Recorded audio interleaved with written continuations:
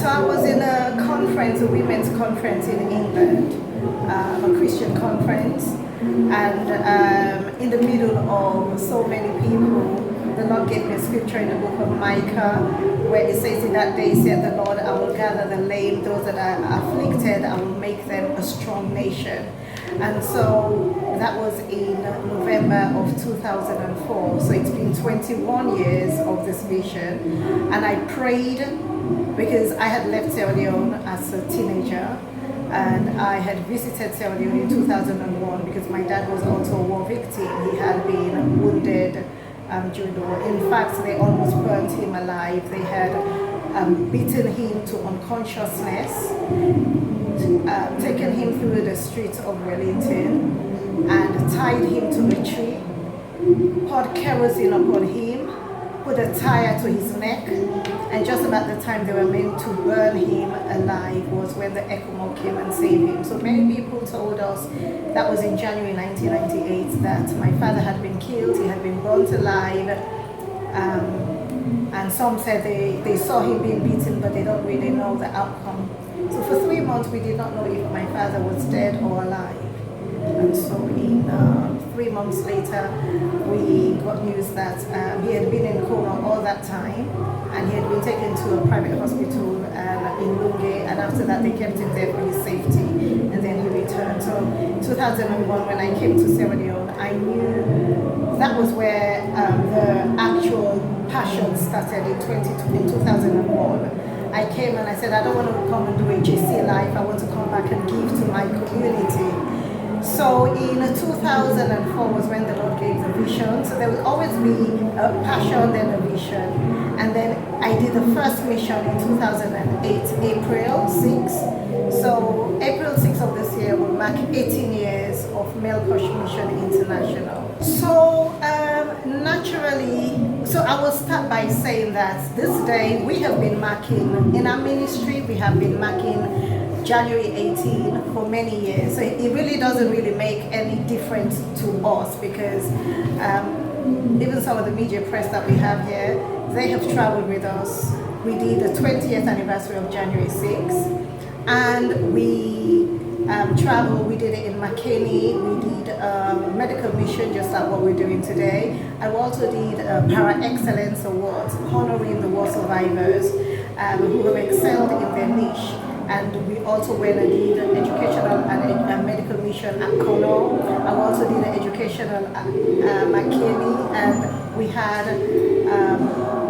the project at Mena Hills Hotel, where we had the amputees from Kamakue, Bumbuna, Maboka, McKinney, Falugu, who were part of the medical mission. Then we moved to Kono, and then these are the projects there, and we went to go and we covered it, because we believe in equitable delivery of service. So particularly for us, it doesn't really make much of a difference, because we have been marking this day. But I'm happy that as a whole, the nation as a whole, are now waking up from their deliberate slumber, because it's been a slumber. Everywhere we go, we know amputees are there. No one has ever forgotten about the war. Whilst I am happy, but this was long tarried. We should have done this many years ago, but better late than never. So it's good.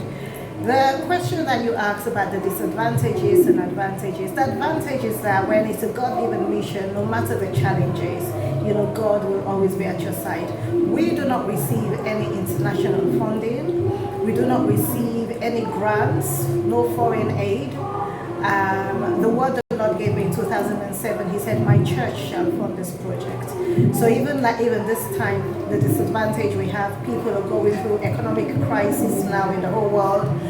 People who used to partner with us have stopped partnering with us. And I literally was like, Lord, how am I going to do this mission? I know I have to come to Sierra Leone. As I'm speaking to you today, 2 o'clock this morning, I got news that an amputee at Cambia district has passed away. We're losing the amputees, the high mortality rate.